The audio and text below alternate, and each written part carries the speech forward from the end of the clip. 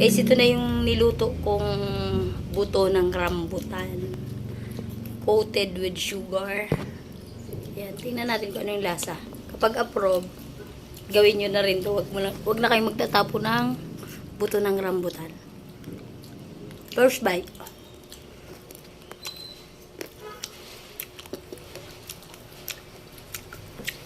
Actually, edible talaga siya.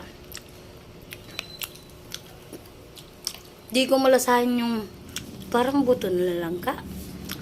Parang almonds.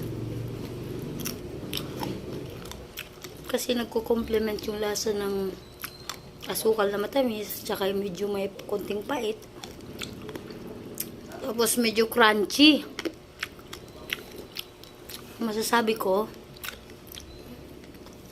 huwag nyo na guys itapon. Huwag nyo na itapon ang buto ng rambutan. Gawin nyo na to.